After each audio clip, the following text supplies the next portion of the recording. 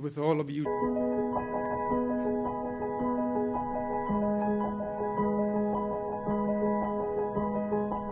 You know the people who are with me, but just in case you have been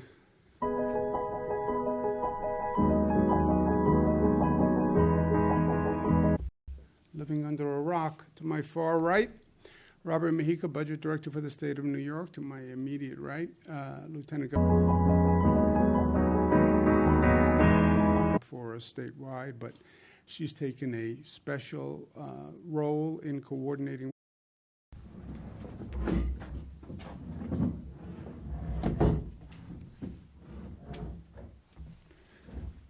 Melissa DeRosa, Secretary to the Governor. To her left, Garrett. Good morning. Good to be with all of you today.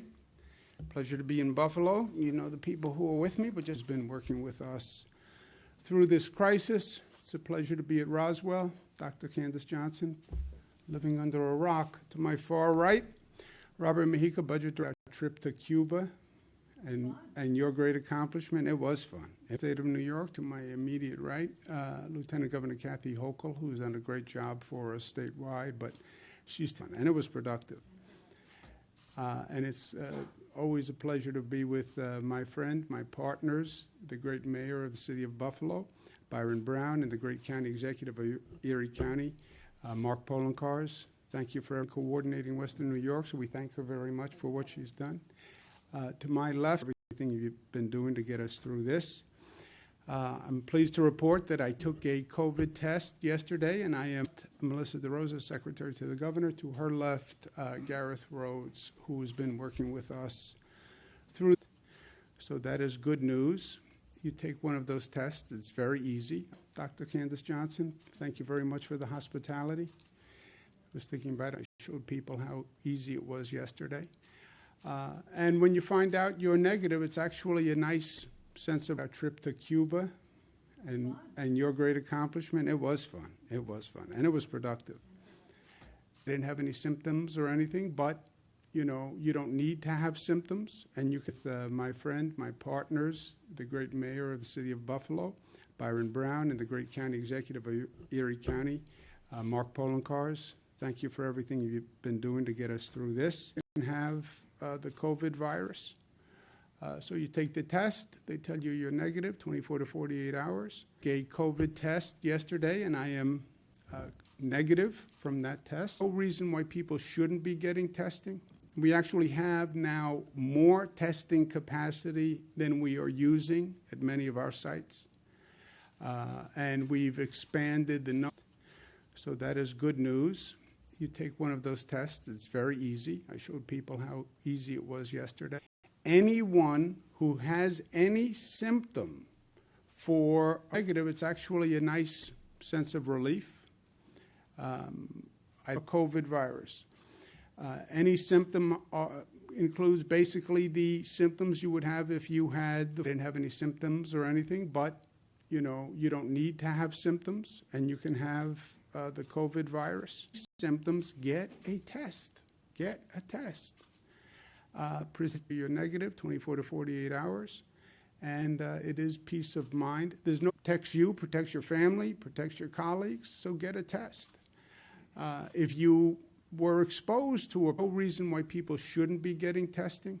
We actually have now more testing capacity than we are using for COVID. Get a test. Get a test. Takes and we've expanded the number of people who are eligible for testing. Anyone who has any symptom for a COVID virus. In 30 seconds, we have 700 locations across the state. So there's no reason why you shouldn't do it. You go right to the symptoms you would have if you had the flu. Same symptoms. If you have any, you can sign up and go. Let's give you some facts on today. Number of hospitalizations are down, so that's good news. Not down a lot, but down. I'll take it. Net symptoms, get a test. Get a test. Protects you, protects your family, protects your change in intubations is down. The number of new cases per day is down by one. If you were exposed to a person who you find out is positive. So that is good news. Positive for COVID. Get a test. Get a test. Takes 30 seconds. We have 700 locations across the state. So there's no reason why you shouldn't do it. You go right to my heart every day. The number of deaths is still, and in this world where we're looking for good news,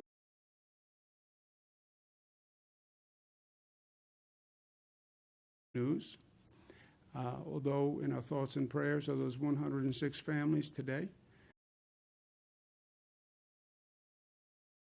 They've done a phenomenal job in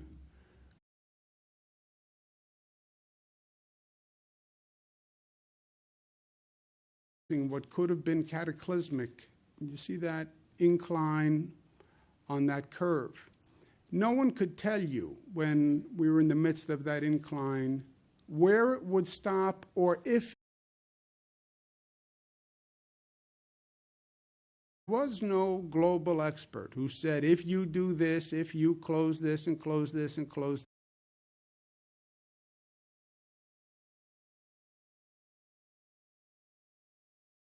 this, stop the spread of the virus. Nobody said that.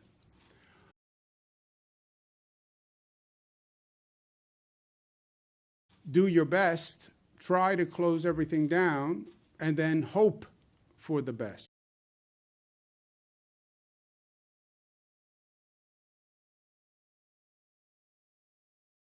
Cases in the country, New Yorkers responded.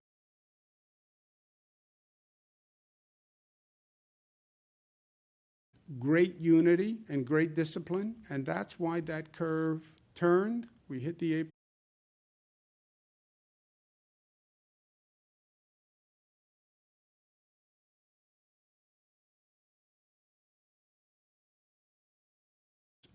That's why all the experts always say, be careful of the spike because it's a long time coming down from the spike. You want to avoid the spike because time to get those numbers back down. And this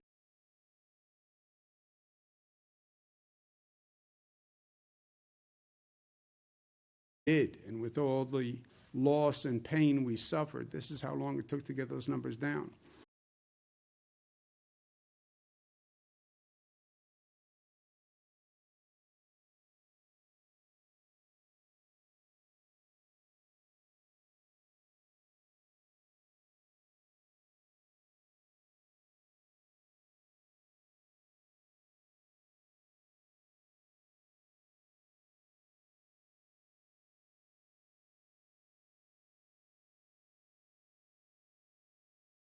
Number two, if you see an increase in the positive among staff people, it's an alert that you probably have a real problem in that nursing home, because chances are the staff are getting it from the nursing home or giving it to people in the nursing home. So if you watch what happens with the staff, it's a canary in the coal mine for what's happening in the nursing home. And third, it clearly keeps the residents of the nursing home safe. Now, to help nursing homes do this, we've worked with all the private labs, identified a number of tests that we can send just for the purpose of testing people in nursing homes. That's about 35,000 per day. We're sending 320,000 test kits to the nursing homes today to help them do this. With everything we're doing, I know the nursing homes operators are not happy about this. I get it. It's very hard to administer. The staff all have to be tested twice a week. Okay, we're giving test kits. We've set up lab capacity, but it is still an operational issue. I understand that. And I understand that no other state is doing this. And I hear that quite often from the nursing homes. No other state is requiring that the staff be tested twice a week.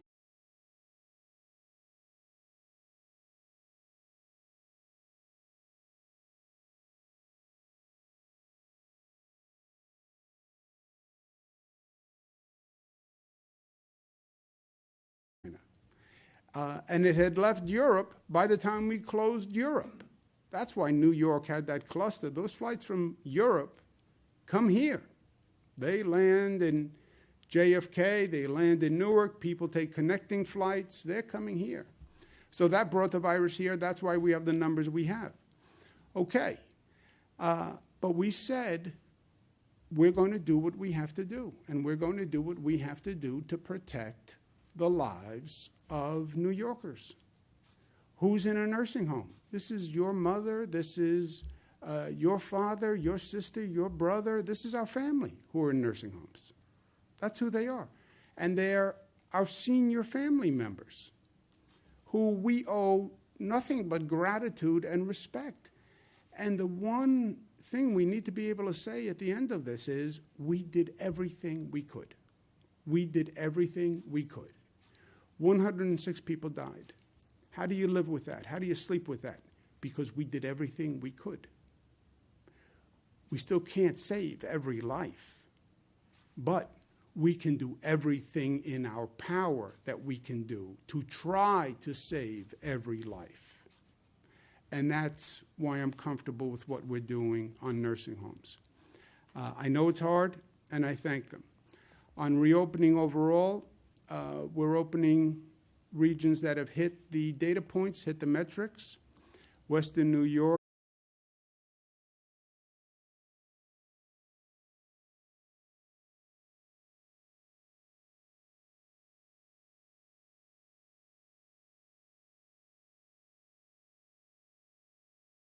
to plan reopenings without fans, but the games could be televised. New York State will help those major sports franchises to do just that.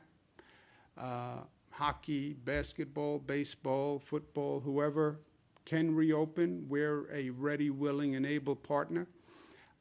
Personal disclosure, I want to watch the Buffalo Bills, but I'm still objective. I'm acting as governor. There's no personal agenda here. Yes, I do want to watch the Bills, but that is not subverting my role as governor. I think this is in the best interest of all the people and in the best interest of the state of New York, even though I do have a coincident personal agenda because I want to watch the Bills, but they are separate agendas. At least someone say I have a conflict of interest. I want to disclose it. Judges and staff will be returning to courthouses in the 30 upstate counties that are open this week. What will reopening mean? Right? That's a big topic of discussion now. What does reopening mean? This is not a subject that is a political subject or where political opinions really matter. I don't care if you're a Democrat, Republican, Libertarian, Independent. I don't care. I don't care. This is not a political exercise.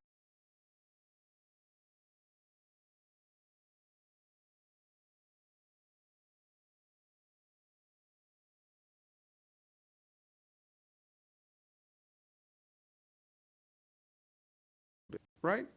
This is about facts and science and data. These decisions are being made as a matter of math. It's numbers. It's math. That's all it is at the end of the day.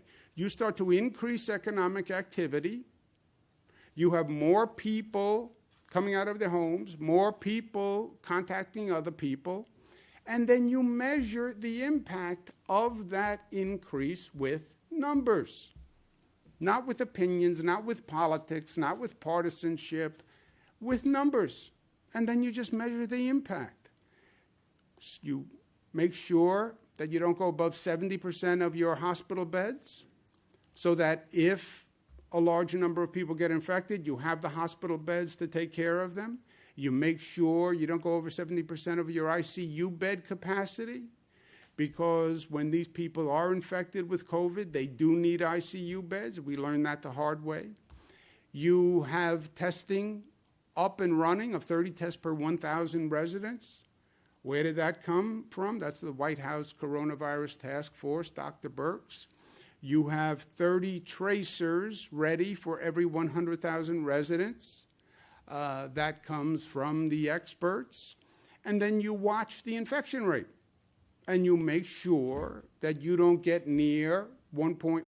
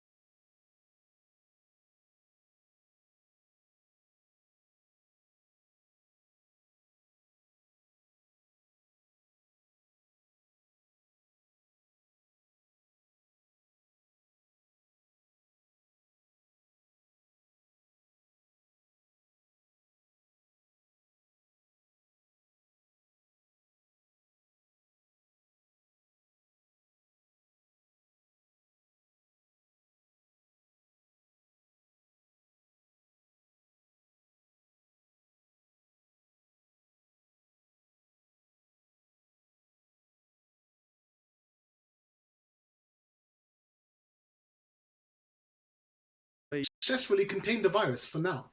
But New York is not out of the woods yet. No state, no country is. As you reopen, New York must continue to watch the data and follow the science. We are really eager to work with New York, as they're approaching this crisis from a scientific perspective driven by data. New York is leading the way with data collection, and this will help tie together as many sources of evidence as possible to reach a scientific consensus, which can then be used for decision making. Our team is focused on rigorous modeling to track R, or RT, as you had put it as well, the reproduction number of the virus going forwards. If R goes above 1, this means the virus is no longer contained, and we aim to track the spread of this virus and the disease using the best data possible and as much of it as possible. We are committed to open science so policymakers and citizens understand our conclusions, limitations, and of course the uncertainties. To date, my team at Imperial has released reports for Europe, Brazil, Italy, relying on data from Google, as well as open source statistical tools developed at Columbia University. Thanks to these tools and our research network, the code is available for everyone to see, test, and to improve. As countries around the world and states around the US start reopening their economies, we will see cases rise once again. And so New York must continue to be vigilant and to follow the data. So I think I say, Governor, thank you for this opportunity, and truly thank you for the work you've been doing and you are doing. Thank you.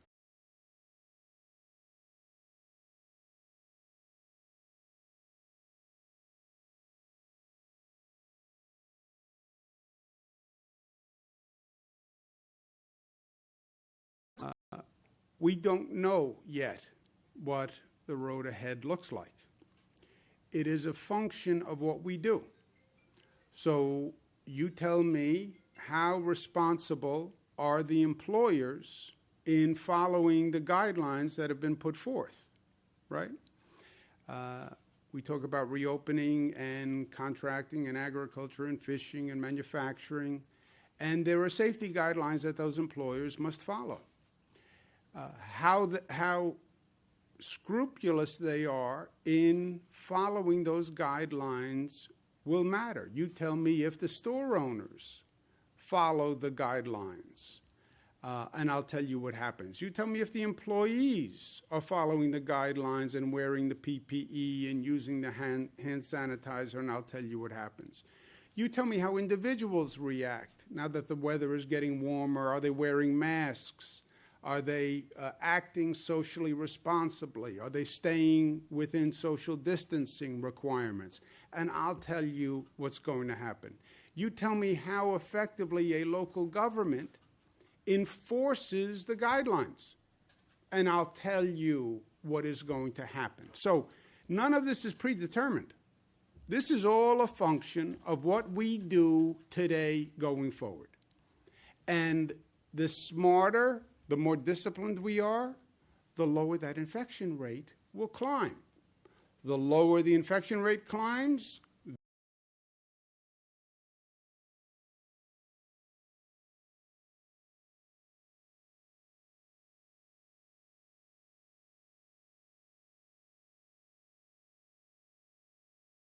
or suggest you're going to go back to where you were before the closure. We're going to go back to the day before the closure. No.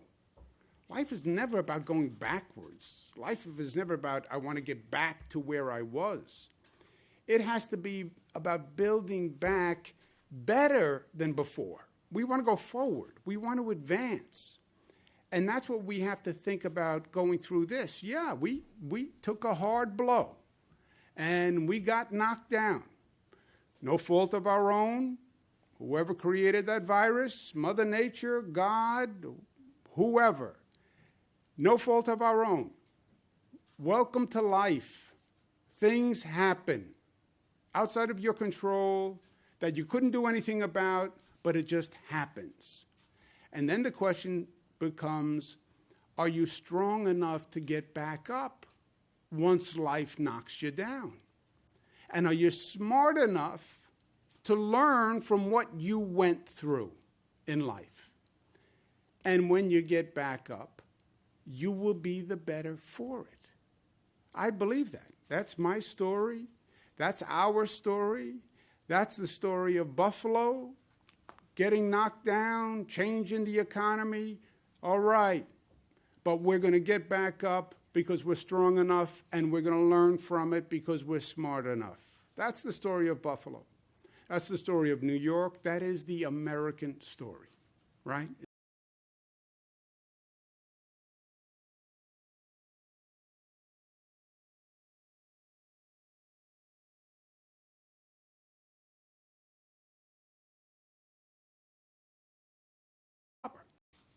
Because what we went through is a transformative experience in life on an individual level and on a social level. We're not going to be the people we were the day before. We're going to be better. We're going to be smarter. We're going to be stronger for what we went through. We're going to be a stronger society for what we went through. I believe that.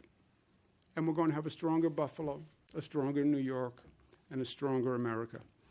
And that's what it means to be New York tough, smart, united, disciplined, and loving. Thank you. Questions? Governor, it appears, if I understand the numbers right, that the state reset some of the metrics to make Western New York eligible to reopen. That's the way it looks, at least. Can you explain that or clarify that, specifically hospitalizations and hospital deaths? The hospitalizations and hospital deaths are on a 3-day rolling average. So you have to compute it from a 3-day average.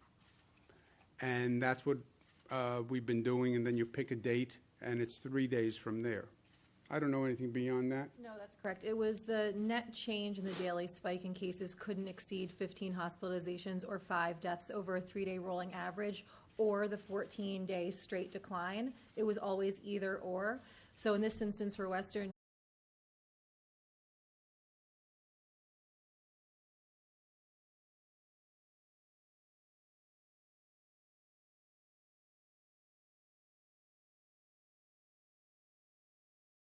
from the backlog. It's the majority of the people have been cleared from the backlog, and the fact that now 2 million New Yorkers have been paid, and it aligns with the number of New Yorkers who have filed. We're getting very, very close. So for the people who are outstanding, that is now the exception, not the rule, and DOL is working round the clock to address those issues. And Commissioner Reardon will be speaking again exclusively in a call today just to answer questions on this. She won't say how big the backlog is. She will today. She will today. She's going to address it today. Yeah, but also let's remember the context. You know, people are angry here, people are angry here. People are angry everywhere right now with good reason. Here's the needle you have to thread, right? We have an unprecedented number of unemployment claims. It has overwhelmed every state in the United States of America. I talk to governors all day long. Everyone is dealing with this. Federal government just passes a new law a couple of weeks ago, changes all the rules. All the states have to change the program to fit the new rule. And you're getting literally millions of calls where you got thousands of calls previously. Come up with a better system, a better website, more phones. We have 3,000 employees on phones and the website. Get the money out the door, get the money out the door, get that money out the door. Then you have another pressure, which is, hey, this is taxpayer money. Make sure there's no fraud. I hope you're not giving out money to somebody who doesn't qualify. I hope you're meeting every federal test. All that 476 criteria, I hope you're checking every box. And now you're getting fraud alerts. We think people are defrauding the unemployment system. We think there may be widespread computer cyber fraud where these people don't even exist. And it's a fraud scheme all done on a computer because you're not seeing people anymore, right? There's no person who walks in the door. It's all on the other side of a computer, and you're giving out billions of dollars in this country. So be careful that you're not being subject to some kind of computer fraud and you're responding to Susie Smith, but there is no Susie Smith. Susie Smith is really a computer terminal in some other country. So, right? Because I guarantee you, a few weeks from now, I'm going to be at a press conference like this, and someone's going to say people are really angry that you gave out a lot of money and the people didn't exist and they were just computer scam artists, and how did you not know? So, Governor, a local law firm has filed a suit in federal court against you and against the Attorney General in its claim. The order is to force people to work off-site. They call it an abuse of power. Have you had a chance to review this lawsuit? And we're eager for your opinion if you have. I have not seen the lawsuit or heard about it. The theory is it's wrong to ask people to work off-site? They complain that by forcing some of their employees to go home to work off-site, they're calling it an abuse of power by the state. Yeah, I don't know. Yeah. Look, a lot of people say a lot of things, right? That falls in that category of a lot of people say a lot of things. Governor, today's Victoria Day, which normally in Niagara Falls, all the hotels would be full. The Miss boats would be jam-packed. And I think the Lieutenant Governor last week heard an earful from the tourism folks. In the later phases, what game plan do you have to try to get tourists back to New York State? Well, tourism is not going to be just a New York State question. It's a national question. It's an international question. When will people get back on planes, right? When does the economy bounce back that people have money to spend on tourism? The jam-packed boats, that's going to be a question of when can you do jammed-packed? When can you do a jam-packed stadium, a jam-packed restaurant, a jam-packed bar, jam-packed boat? You know, they're all going to be in that jam-packed question. On that note, when you say you're encouraging professional sports teams to reopen without fans, is that just for the foreseeable future? Do you foresee that for the end of the NFL season? And, well, I think how much should state and local officials be part of those conversations about what these professional sports teams should do? Well, first, my opinion is they have to do a ramp up anyway, right? They have to start. They have to have a camp. They have to go through administrative procedures. If they can economically have games with no fans and the numbers work for them, the economics work, because the TV revenue is enough without the fan revenue, and that's actually a sport-by-sport determination. Some sports actually rely more on the TV income, televised income, than the stadium arena income. But if they can make the numbers work, I say great. Come back. The state will work with you because remember, government rules right now could stop a team coming back, right? What's essential, what's not essential. So I'm saying the state will work with them to come back. They have to make their own economic decision whether that economic model works for them. Can you do hockey without fans? Can you do baseball without fans? Can you do football without fans? They have to make that decision. But any way we can help, we would help. And then they'll be up and running. And then when we can fill a stadium again, we can fill a stadium. But why wait until you can fill a stadium before you start to bring the team back? And if you can televise it in the meantime, great. I mean, it's not as good as going to a game or, going to a bar and watching the game. But people who are at home, if you had the chance to watch sports, I'm watching the reruns right now of the old classic games, and that's fun. But I'd rather watch current sports on TV if it works. Governor, what about houses of worship, libraries, things Same like that? thing. What's the schedule for them? There's a lot of clamoring about, especially worship. Yeah, it's the same thing. It's all, jammed boats, jammed temple, jammed churches, anywhere where you have the concentration and the density, the gatherings. That is the issue. The gathering is the issue. Remember what we learned, right? We've made mistakes, so let's not make the same mistakes twice. We had the first hot spot in the United States. The first, they called it a hot spot, before it was even called a hot spot. The first super spreader, before they even called them super spreaders, was New Rochelle, Westchester. How New Rochelle, Westchester?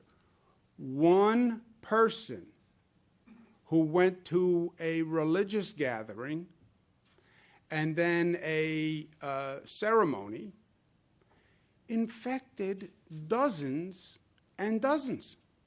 When they talk about the meat processing plants in the Midwest and the outbreaks in the meat processing plants, it has nothing to do with the meat. It's the fact that you had 1,000 employees, 500 employees. We have a situation in Madison County. You have a couple of hundred people, and you have one person who's infected, you have a problem. So they all come in that same category. Nobody can tell you when you'll be ready for that, but the answer is follow.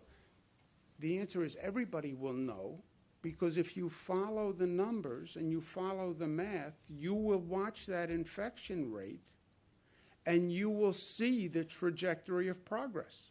It's that simple. Do they fall into in terms of those 4 phases for reopening? Do they fall into 1, 2, 3, or 4? Oh, that's on the website. Does anyone know what? It wasn't. I don't think the houses of worship isn't on there. Robert? Houses of worship, as if you were just to open them up regularly with new guidelines, would fall in the last stage, because as the governor said, that's a mass gathering. The same thing with a stadium, the same thing with any situation where you have a lot of people together. Right? The question is whether or not you could do something less than that. But that's still an open question, is whether or not you can. So that hasn't been determined whether there could be a small group, like 10, 15, 20 people? Right, not yet. I spoke to a nursing home administrator Friday who said they had no idea the state was sending them testing kits, and they were being told they had to pay for them themselves, went out, procured some on their own. What's the line of communication between the state and nursing homes in terms of how we're going to get these kits to you and how many you're going to get? Well, we're on daily communication. This this scale of testing is new for everyone. Everyone is trying to figure out how to get tests, how to buy tests, how to get the testing kits, how to get the testing machines. Hospitals are doing that, labs are doing that, nursing homes are doing that, employers are doing that. So that is nothing new. We just worked very hard over the weekend, secured testing capacity from the labs, private labs, that will be set aside for nursing homes, and testing kits that we can procure and send to nursing homes to help them. Also remember, nursing home staff is a person. You could be a nursing home staff. Okay, go to a drive-in. Go to the CVS. Go to Rite Aid. You know, there's a lot of places that you can now get a test. And we have many places that are underutilized, right? We have some drive-ins that can do 15,000 tests a day. They're only doing 5,000 tests a day. I mean, we work day and night to get this testing capacity up. We're not even using it right now. So you can say, if you're a nursing home, look, it's a operational pain. People don't want to get tested twice a day. I understand that. But we know that there's the ability, 700 testing sites around the state. You can go right now, and you could get a test right now. Just go through a drive-in on the way home. I stood up yesterday, had it done, showed people how easy it was. You know, I understand they don't want to do it, but these are senior citizens, and I want to be able to say on behalf of the state, we did everything we could. And testing twice a week of a staff member, I don't think is excessive. Well, why don't we do once a week? You do once a week, you take a test on Mondays. You got infected on Tuesday.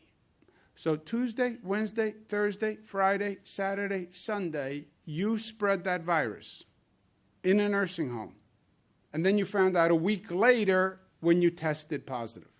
You know how many people you could have hurt by then? That's why twice a week. Sir, take one more. You talk about how important it is to listen to experts here on this stuff. If you talk to the experts on nursing homes, they'll tell you before COVID-19, New York State had one of the lowest levels of care in nursing homes and some of the most lax enforcement by the state health department. So is the state not in some way to blame for what happened? Yeah, I don't believe that experts would say that. You know, we have over 600 nursing homes. We've had one of the best nursing home systems in the country for a long period of time. You know, you can always have people who say, well, you should do more. That always happens. And we are doing more. And by the way, now we're doing more. And they're complaining that we're doing more than any other state. You can't have it both ways, right? Given the outsized impact. Last question. Yes, ma'am. Given the outsized impact that some counties have on an entire region, has there been any thought given to publicly posting the county breakdown as far as the reopening metrics go? Because right now, those aren't available. And is there any more clarification you can give regarding how much time we need to wait between reopening phases? We've said 14 days is a general guideline, but depending on what the metrics show, maybe they might be able to open sooner. Can you elaborate on that? Yeah, 14 days is the guideline because it's basically the incubation period of the virus, right? It will show up in about 14 days. If a lot of people get infected today, there's then an incubation period, then there's symptoms or not. And then if all else fails, the way you see the increase is in the hospitalization. You know when the hospitalization rate goes up. But when the hospitalization rate goes up, they call it a lagging indicator. It really is telling you who got infected 2 weeks before. So when you wait for it to happen in the hospitals, you are behind the 8 ball. But you will see the infection rate every day. If the economic activity is increasing, but the infection rate isn't, and the hospitalization rate isn't, and the testing rate isn't, and the antibody rate isn't, then you could say we can get a little more aggressive and increase the rate faster. But it's a pure And again, what's liberating here is it's a pure function of management of numbers. It's numbers, you know. I want to lose 10 pounds. I'm going to try to lose 2 pounds a week. Okay, it's going to take me 5 weeks. Well, first week I did better. All right. So then you calibrate that way, right? This is just a mathematical calibration. And I want to keep it there because I want to keep it out of politics. I don't want to get into, well, people say you should open faster. People say you should open slower. On what basis? Where do you get that from? Well, I just think you could do it faster. On what basis do you think I could do it faster? Well, I think you should be doing it slower. On what basis do you think? It's not what I'm thinking either. Let's keep all our opinions out of it, and let's just look at the data. If the data says 14 days is the guideline, if there is virtually no increase in the indicators, could you argue you're doing better than anticipated and open faster? Sure you could. And that'd be a reasonable theory based on the numbers. But let's keep it on the numbers. Let's keep it on the facts, is all I'm saying. County breakdown, looking at county breakdown? When you break down the numbers too far, I don't know how reliable they are. Remember, this whole system that we're now putting online, this has all been developed in the last 2 months. None of this existed. All this daily reporting by hospitals, reporting by nursing homes, reporting by testing sites. So the fear is if you get too granular in the numbers and the numbers get too small, I wouldn't really feel comfortable in their accuracy when you start disaggregating them. But that is not my field. That's geostatistics, which I never even took. So I just want to make sure, well, that assumes that the county data is reliable on a daily basis. And as someone who knows what many of these counties are doing and how they're struggling, I wouldn't put it up and say it is reliable and I would count on any given day. That's why I say on all these numbers from day one, don't take any of these day-to-day numbers as gospel, because this is just a reporting system that is still being developed. So take them all with a grain of salt. Last question. Really watch, once things reopen, you talk about the individual responsibility, the store shop owner, the bigger businesses. Is someone going to come in and be that kind of watchdog to see that some of these precautions are being taken? Because I think there's kind of a level of different precautions that some people think are they're supposed to take and others aren't taking. And who's going to police whether face masks are being worn in hair salons? Who's going to watch out for that? Well, first, the guidelines are the guidelines. The rules are very specific. They're online. It says exactly what an employer needs to do, an employee needs to do, what curbside pickup is, that an individual should social distance less than 6 feet, an individual should wear a mask when they're not in a position to socially distance or may not socially distance. So the rules are clear, I think. Enforcement compliance is done by the local governments. And we have talked about that a number of times. You have public health people who will be doing the enforcement. Some localities use police to do the enforcement. That's up to the local governments. And also, I believe New Yorkers should enforce it. You know, New Yorkers should enforce it, because this is all about us. This is not really a government function. This is about people working together to achieve a greater goal.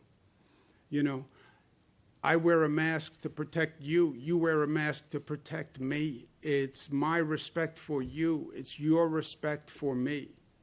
How these rules are complied with, if they're not complied with, more people will get infected, the infection rate will go up, and then you'll see a necessary reduction in activity, which hurts everyone. So that's how we do it. Yeah, really last question. Chris's metrics question from earlier, because why I think it's important based on what I understand is that the state moved the date for that spikes from basically the beginning of the outbreak to May 15th.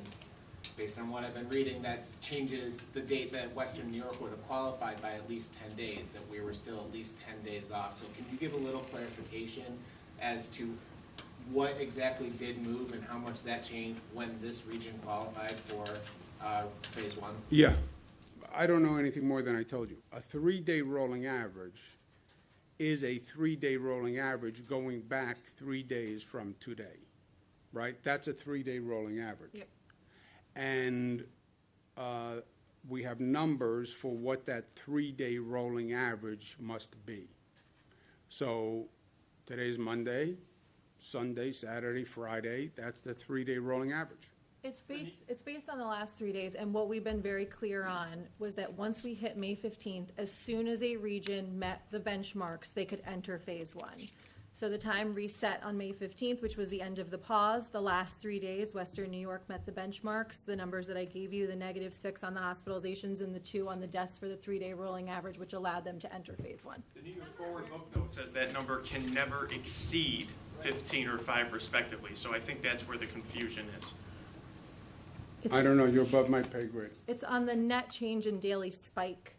It's not exceeding at all, like not from a baseline of 0. It's the -6 in hospitalizations and the 2 in deaths. How did we get so many contact tracers? Yesterday, the governor said we were 352 short. Great work of our county executives. They County- identified the bodies within the counties. County executive, city, you came up with contact tracers, scrambled. Every region has a number of employees who they're going to make available as contact tracers. Any other area, LG? There are individuals from the various counties participating, people who work in county public health departments, county social services. Even in Niagara County, we have 50 sheriffs that have been identified. So we've really enlisted the public servants from the 5-county region. They have stepped up. They've been participating from the very beginning. They take a 4-hour training course, and they'll be ready to launch tonight. You too can be a tracer. It's a great second job. Constitutionality question. Thank you Governor. very much. Thank you, thank you. Governor, on constitutionality, do you think that, are you concerned about whether there could be lawsuits or anything against